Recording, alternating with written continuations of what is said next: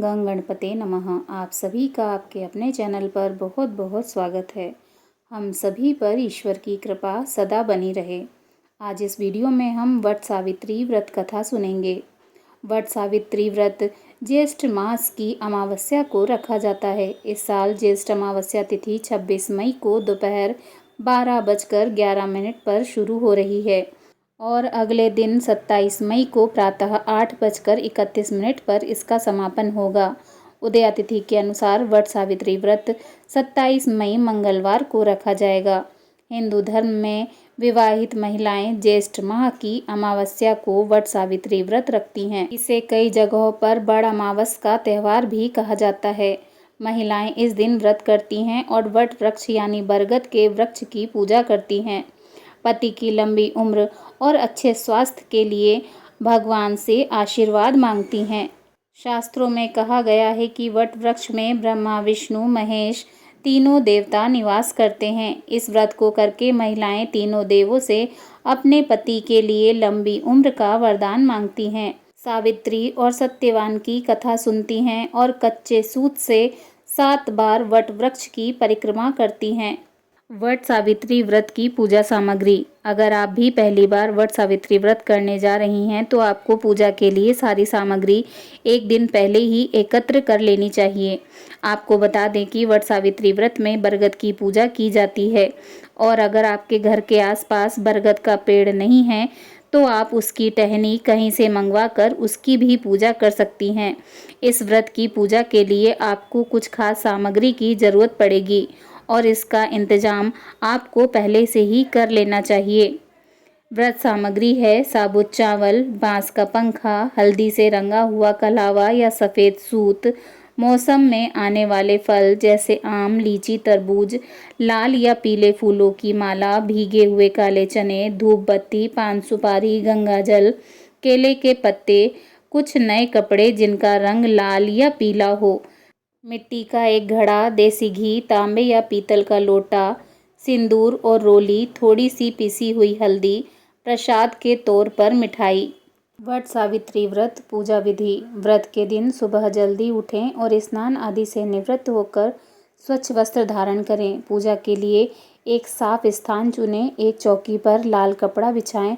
यदि संभव हो तो वट वृक्ष की एक छोटी टहनी या डाली मंगवा लें। यदि यह भी संभव न हो तो आप बरगद के पेड़ का चित्र या माँ सरस्वती और सत्यवान की तस्वीर का उपयोग कर सकती हैं। पूजा शुरू करने से पहले अपने पति की लंबी आयु और सुख समृद्धि की कामना करते हुए व्रत का संकल्प लें। चौकी पर माँ सावित्री और सत्यवान की मूर्ति या तस्वीर स्थापित करें। यदि वट की टहनी है तो उसे भी स्थापित करें। देवी सावित्री और सत्यवान का आवाहन करें। अब रोली, सिंदूर और अक्षत चढ़ाएं, फूल अर्पित करें, धूप और दीपक जलाएं, फल और मिठाई का भोग लगाएं। यदि वट की टहनी है तो उसके चारों ओर कच्चा सूत लपेटें। यदि तस्वीर है तो उसके चारों ओर लपेटें। महिलाएं इस दौरान वट वृक्ष की परिक्रमा करती हैं और कच्चा सूत लपेटती हैं। यदि घर पर वट वृक्ष की टहनी है तो आप उसकी परिक्रमा कर सकती हैं। वट सावित्री व्रत की कथा सुनें या पढ़ें। यह कथा देवी सावित्री के अपने पति सत्यवान के प्रति अटूट प्रेम और समर्पण की कहानी है, जिसके कारण उन्होंने यमराज से भी अपने पति के प्राण वापस ले लिए थे। पूजा के अंत में आरती करें।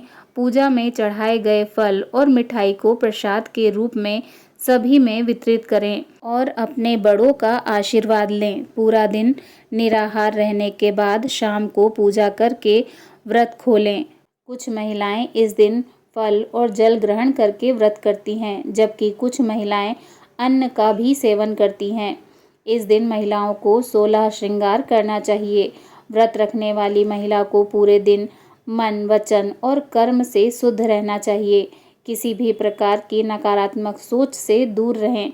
अपनी श्रद्धा और भक्ति के अनुसार दान पुण्य करें। घर पर वट सावित्री की पूजा करना भी उतना ही फलदायी होता है जितना कि वट वृक्ष के नीचे जाकर करना। बस आप इसे सही विधि और पूर्ण श्रद्धा और भक्ति के साथ करें। आइए सुनते हैं वट सावित्री व्रत कथा। कथा सुनने से पहले भगवान श्री गणेश जी का ध्यान करते हैं। वक्रतुंड महाकाय सूर्यकोटि समप्रभा निर्विघ्नं कुरु मे देव सर्वकार्येषु सर्वदा।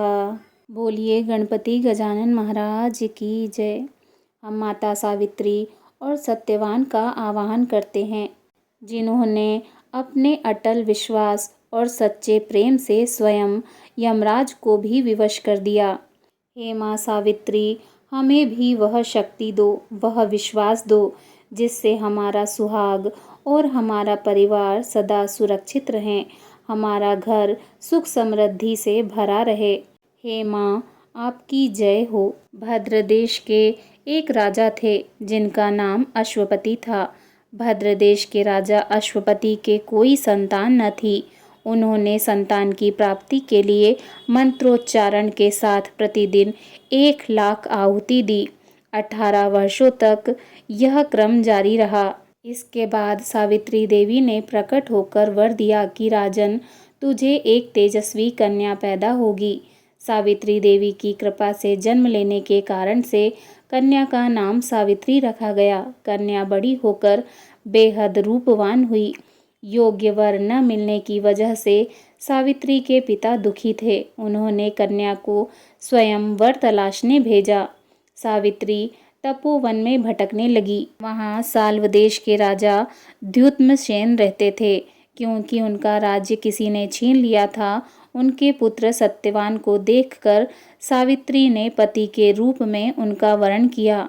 ऋषिराज नारद को जब यह बात पता चली तो वह राजा अश्वपति के पास पहुँचे और कहा कि हे राजन, यह क्या कर रहे हैं आप?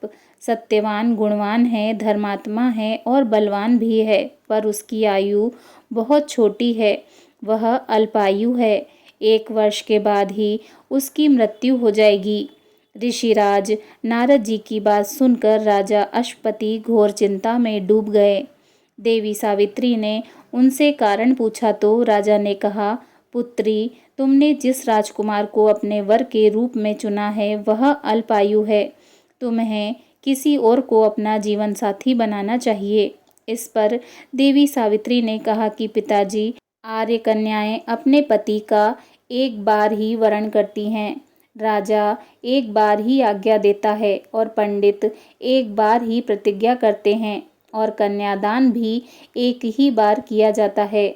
देवी सावित्री हठ करने लगी और बोली, मैं सत्यवान से ही विवाह करूंगी। राजा अश्वपति ने देवी सावित्री का विवाह सत्यवान से कर दिया। देवी सावित्री अपने ससुराल पहुंचते ही सास ससुर की सेवा करने लगी। समय बीतता चला गया। देवर्षि नारद जी ने देवी सावित्री को पहले ही सत्यवान की मृत्यु के दिन के बारे में बता दिया था।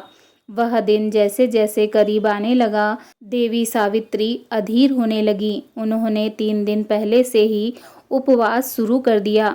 देवऋषि नारद जी द्वारा कथित निश्चित तिथि पर पितरों का पूजन किया। हर दिन की तरह सत्यवान उस दिन भी लकड़ी काटने जंगल चले गए। साथ में देवी सावित्री भी गईं। जंगल में पहुंचकर सत्यवान लकड़ी काटने के लिए एक पेड़ पर चढ़ गए। तभी उनके सिर में तेज दर्द होने लगा। दर्द से व्याकुल सत्यवान पेड़ से नीचे उतर गए। देवी सावित्री अपना भविष्य समझ गईं। सत्यवान के सिर को गोद में रखकर देवी सावित्री सत्यवान का सिर सहलाने लगी। तभी वहाँ यमराज जी आते दिखे। यमराज जी अपने साथ सत्यवान को ले जाने लगे। देवी सावित्री भी उनके पीछे पीछे चल पड़ी। यमराज जी ने देवी सावित्री को समझाने की कोशिश की कि यही विधि का विधान है, लेकिन देवी सावित्री नहीं मानी। देवी सावित्री की निष्ठा और पतिपरायणता को देखकर यमराज जी ने देवी सावित्री से कहा कि हे देवी, तुम धन्य हो, तुम मुझसे कोई भी वरदान मांगो। देवी सावित्री ने कहा कि मेरे सास ससुर वनवासी और अंधे हैं, उन्हें आप दिव्य ज्योति प्रदान करें। यमराज जी ने कहा, ऐसा ही होगा, जाओ, अब लौट जाओ। लेकिन देवी सावित्री अपने पति सत्यवान के पीछे पीछे चलती रहीं। यमराज जी ने कहा, देवी तुम वापस जाओ। देवी सावित्री ने कहा, भगवन, मुझे अपने पति देव के पीछे पीछे चलने में कोई परेशानी नहीं है। पति के पीछे चलना मेरा कर्तव्य है। यह सुनकर उन्होंने फिर से उन्हें एक और वरदान मांगने के लिए कहा। देवी सावित्री बोली, हमारे ससुर का राज्य छिन गया है, उन्हें वह राज्य पुनः वापस दिला दें। यमराज जी ने देवी सावित्री को यह वरदान भी दे दिया और कहा, अब तुम लौट जाओ। लेकिन देवी सावित्री पीछे पीछे चलती रहीं। यमराज जी ने देवी सावित्री को तीसरा वरदान मांगने को कहा। इस पर देवी सावित्री ने 100 संतानों और सौभाग्य का वरदान मांगा। यमराज जी ने इसका वरदान भी देवी सावित्री को दे दिया। देवी सावित्री ने यमराज जी से कहा कि प्रभु, मैं एक पतिव्रता पत्नी हूँ और आपने मुझे पुत्रवती होने का आशीर्वाद दिया है। यह सुनकर यमराज जी को सत्यवान के प्राण छोड़ने पड़े। यमराज जी अंतर्ध्यान हो गए और देवी सावित्री उसी वट वृक्ष के पास आ गईं, जहाँ उनके पति का मृत शरीर पड़ा था। सत्यवान जीवंत हो गए और दोनों खुशी खुशी अपने राज्य की ओर चल पड़े। दोनों जब घर पहुँचे तो देखा कि माता पिता को दिव्य ज्योति प्राप्त हो गई है। इस प्रकार देवी सावित्री सत्यवान चिरकाल तक राज्य सुख भोगते रहे। अतः पतिव्रता देवी सावित्री के अनुरूप ही प्रथम अपने सास ससुर का उचित पूजन करने के साथ ही अन्य विधियों को प्रारंभ करें। वट सावित्री व्रत करने और इस कथा को सुनने से उपवासक के वैवाहिक जीवन या जीवन साथी की आयु पर किसी प्रकार का कोई संकट आया भी हो तो वह टल जाता है। प्रेम से बोलिए माता सावित्री सत्यवान की जय। विघ्नहर्ता गणपति गजानन महाराज की जय। माता सावित्री की कृपा से हर सुहागन का सौभाग्य अखंड बना रहे, हर स्त्री की मनोकामना पूर्ण हो, सबका घर परिवार सुख समृद्धि से भरा रहे। प्रेम से बोलिए माता सावित्री की जय। यमराज जी की जय। ओम नमः पार्वते पते हर हर महादेव।